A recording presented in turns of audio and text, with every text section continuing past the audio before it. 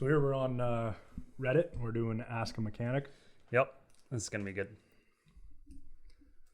What the heck is this thing I found jerry rigged to my 2002 Suburban? Interesting. It almost looks like some kind of at first I thought it was like a cooler, almost like an oil and like an oil cooler assembly. But you got some electronics going to it, so maybe it's like a siren or something like that. Yeah. I'm not 100% sure. Promotion. Is this salvageable? I mean, it looks like it's a Honda Pilot. You could probably salvage some parts out of that. Yeah. Guy might be kind of a troll. Yep. Oh, okay. Okay. I don't know if this guy's searching for karma or whatever on Reddit, but is this bad? This is my first car, so I have no knowledge. The dipstick is totally dry. Yeah, that's Both definitely sides. not good. Then check out the inside of the engine. Ooh, look at all those deposits. Yeah, like what's he doing there? Not very nice. You can tell that thing's definitely been going way too long between oil change intervals. Yeah, this is my first car. I mean, if you want to buy a car every year, that's how you do it. Yeah, Time exactly. to get a new car. Yeah. Trying to sell a new work truck. That's it. Yeah, I was just asking for advice about buying a car. Weird grind noise in first gear. Ooh, and it almost sounded like brakes. Yeah, that kind of sounded like brakes. But I mean, if he says it's only in first gear, it is a possibility that it could be something to do with the differential. A lot of those differentials are part of the transmission, built into the transmission. Yeah. I've seen bearings go bad on them, stuff like that. Okay. Hard to say. Yeah, Have to run it up on the hoist. That's a tough one. Ooh, 18 months troubleshooting occasional violent wheel shake. The occasional is weird. Yeah, intermittent issues can definitely be a problem. They are a pain to find. I've been battling a car/wheel shake issue for 18 months and I'm about to give up. It occurs mostly on longer trips, never really driving around town. Starts rhythmic thumping, which you can feel and hear, and upon braking, the entire car shakes violently. Sounds like it's brake rotors, Yeah. but I mean, if it's just when driving, probably tire balance or something. Yeah, so he's saying he got alignment balance on off tires, no fix. Got new tires, then alignment, no fix.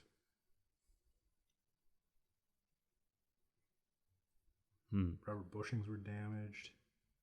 Yep, and that can happen too. All that shaking can definitely wear out steering and suspension components. Doesn't take long. Replaced front rear rotors and pads, no fix. Okay. Brakes overheating and rubbing against calipers. Maybe it's a caliper issue. Could be. Seized up caliper. Yeah. If the shaking, even if he replaces the brakes and then it's like immediately shaking after he pulls it out of the shop, it could be possibly a wheel hub that's bent or out around. Oh, yeah. I have seen two bad rotors right out of the box. They were just built wrong, Weird. cast wrong, defective. Hard to say, man. It's a tough one. Yeah. Look at those Sparco wheels. Update on my fake lug nuts. What do they do? Snap off? I don't know. There's no context there, so can't see. Leaking radiator fluid. Ooh. Yeah, I honestly would clean that up and probably pull that hose off, clean everything, reinstall and keep an eye on it. It's weird. Coolant does that. It'll sometimes, yeah, if things get really hot. I don't know what we're watching here. Bit of a rough noise. Yeah. I mean, Hyundai 4-cylinder, Jason did say 4 cylinders are bad for internal issues, right? It looks like an older one, though. Yeah. Engine bay looks pretty clean, honestly. Yeah. I want to say that's like 2008, 2009 engine. Yeah, maybe something on like a worn bearing or a pulley. Yeah, it could be. Hard to say again.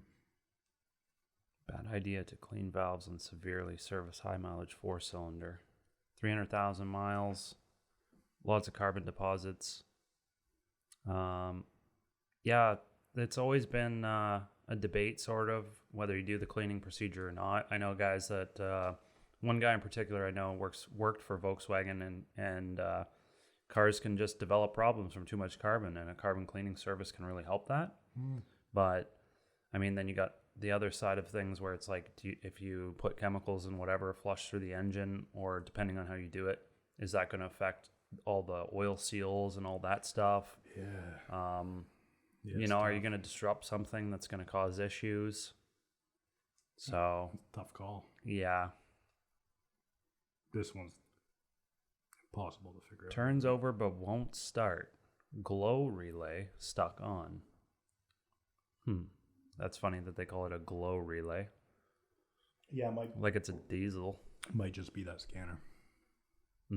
True. Want to look it up? P1226. Yeah.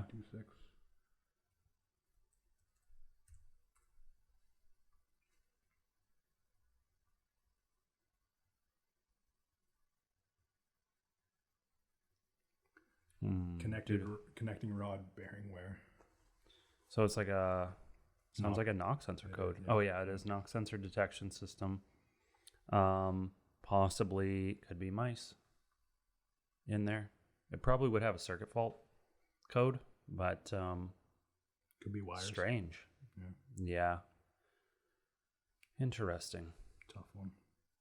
05 Tundra, slop in driver's side of steering rack. Yeah, those steering racks, I know exactly what's going on with that. You would. The bushings on those racks go bad. Okay. And either that or around the rack where it mounts and the bushing gets pressed in, it'll rust so much that it'll start developing. It'll actually, when you turn it, it pushes the whole rack over on the frame, and it just starts developing a bunch of slop in the steering. So definitely it needs a bushing repair kit. One bushing is really easy to find. The other one's difficult to find. And if you go to Toyota, they want you to put a new rack in it. Ooh. Yep. So Update on me putting in too much oil. uh-oh. That's not good. Leaking all over the place. Yeah, I mean, the bottom of the pan looks clean and all that, that but was weird. look at the transmission bell housing. Yeah. Almost like what is that? I'm trying to think of what vehicle. Hard to tell. It probably says in the comments, but Yeah, too much oil is not good. I mean, I've seen engines get, well, I haven't really seen, but I've heard of engines getting cooked from people that bring it into a shop. They go to do the oil change, don't drain it, add the recommended 6 liters or whatever the spec is, and you can actually like hydrolock a cylinder. Yeah. Okay. You can have oil seep into the cylinder. Okay. Yeah. Fusion brakes skipping. That's interesting. Is ABS kicking in because I have bad ABS? Oh yeah, sensor? maybe. Something like that. That's a good point. Your the Buick you work on Yep. had something like that with a bad ABS or a bad wheel bearing, which was the sensor. Yeah, exactly. Yeah. Yep. Hey, we know those. Team. Yeah. How do you adjust the ride height of the coilovers while they're on my car? It only has 2 rings, with the top one having a locking bolt. So the bottom locking ring is for your height adjustment, and the one above it that's right against the coil is for your stiffness, your coil stiffness. So if you have it loosened almost all the way off, it's going to give you a softer ride, versus if you have it cranked up right tight, you will have a stiff ride. Now, if you keep it cranked up right tight, it's also going to keep the car up a little bit higher because there's not going to be as much compression in the coil. So that's how those work. Promoted post. I'm having some problems with my radiator fans not turning on. Help. Yeah, so usually, like, I've seen fan motors that are dead, or sometimes, the most common. yeah, it could be wiring issues, stuff like that. That's usually what's going on. Yep. The PCM receives an input signal from the computer, or from the multiple sensors, like the coolant temp sensor, and then determines whether the fan needs to turn on or off. And like you've seen with that Ford Escape, the air conditioning pressure sensor, that's another input signal the PCM looks at. Yeah. That's a fix now, not later, right? Yeah. You don't want your cooking your head gasket. Exactly. Not so bad in the wintertime, but summertime or warm weather, of course. Tow or fix in the driveway. What is that? E-brake cable? that is your differential vent line, but you also, looks like he's also got a brake line on there too.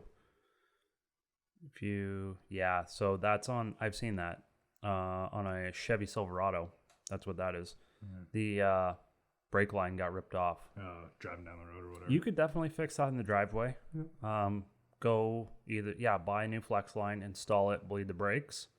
The this longer line here with the little white cap on the end, that's your differential vent. And you can see it just gets zip tied to the brake line. So maybe something caught a hold of it and ripped it off. Or it just rusted out. You can see the vehicle's pretty rusty. And it's just a rubber line that gets crimped on, a metal fitting on the end gets crimped on. And sometimes they let go. Nice.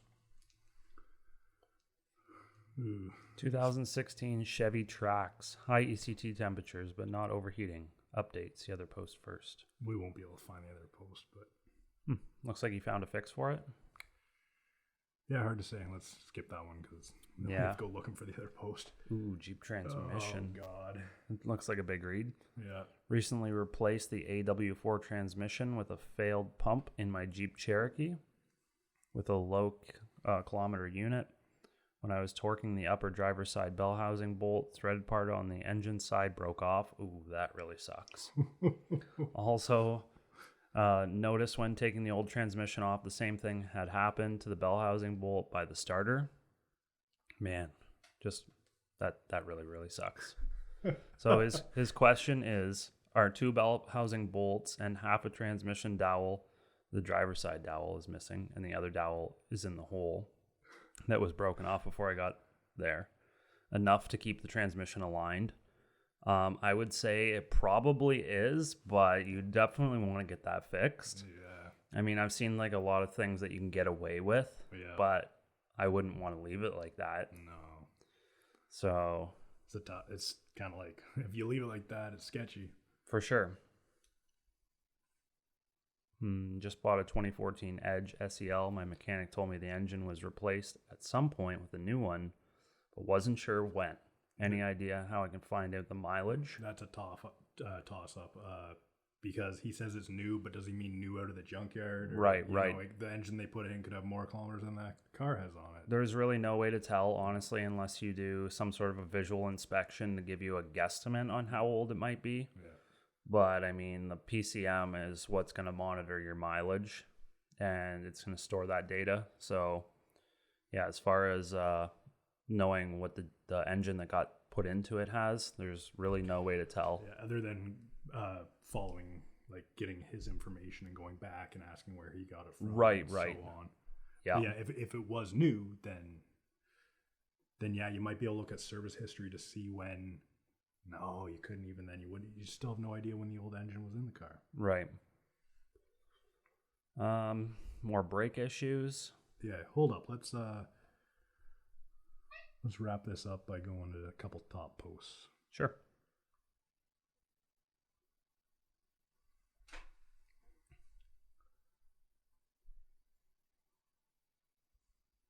Same ones.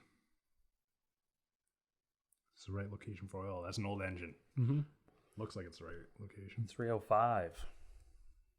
Same engine that was in Dad's Pontiac Parisienne.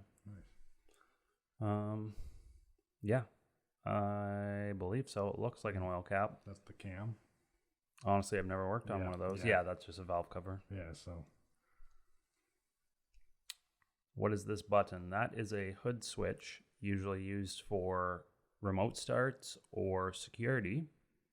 And it's just basically a switch that'll tell a module that, hey, the hood's open. Yeah. Don't turn on the remote start. Somebody could be working on it. Ooh, nice. Yeah. Safety. Yeah. Strange noise again. Let's hear this one.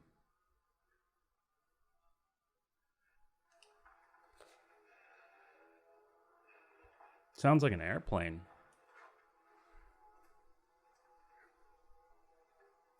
Or a lawnmower. Maybe it has a lawnmower under the hood. This one's impossible.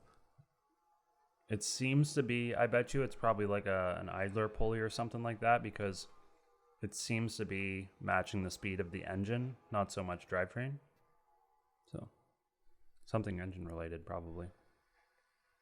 And that was the brake noise that we were listening to earlier. Yeah, we already looked at that one. Wheel shake, lug nuts.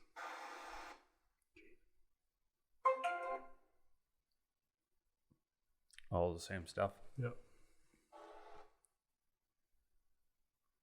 There's a couple here the other day I want to find.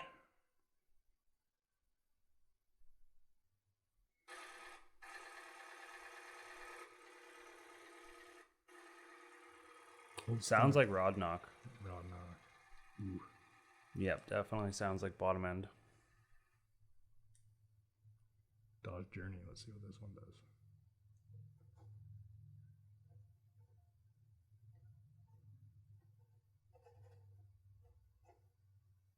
Park. Neutral drive, and she's not moving it past right there. She's just moving it a bit. Oh, like it's in park, but then it's not going back to park.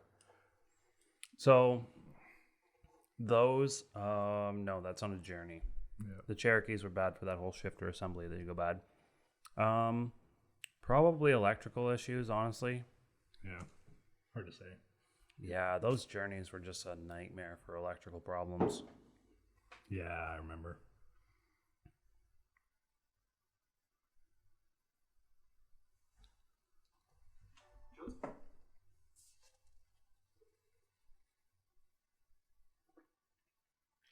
Yeah, all these problems are pretty crazy. There's always something different on here. Sienna water dripping. Yeah, that's AC? completely normal.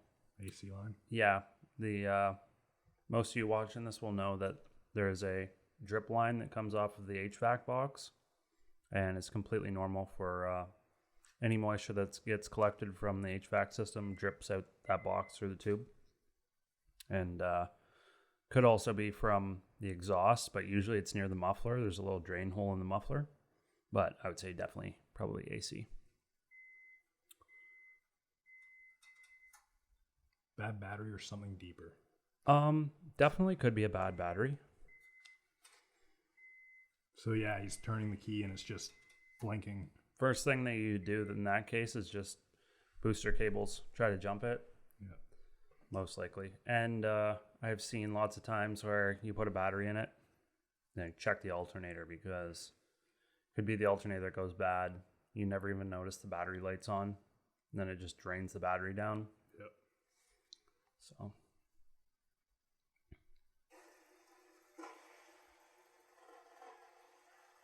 Jeez. Oof. That's the old V6 that was in the Chrysler 300s. Looks like a Chrysler 300. Okay. And also the Chargers. But they were sort of plagued with issues. Ethan with the new Charger. Yeah. He had an old one, and that thing went through like 2 or 3 engines. Ooh. Same V6. Ooh, that's crazy. Yeah, water pumps, and just I think he had like lifters go on them, just like a lot of the new Dodge stuff. Yeah. Unfortunately. Yep. All right, let's wrap it up. Comment if anyone has any other ones that you guys want us to look at. We might do this quite often because it's pretty interesting, just checking out all these problems. And usually the people have no idea what's going on. That's why they're asking a mechanic. Yeah, exactly. And a lot of them are hard to kind of diagnose over the internet. But yeah, you could get a lot of time tied up into trying to figure things out, doing research, whatever. Yeah. But yeah, for sure, there was definitely some on there that we knew exactly what was going on. Yeah, we're not too bad at all. Yeah, All right. thanks for watching, and don't forget to comment, hit that subscribe button.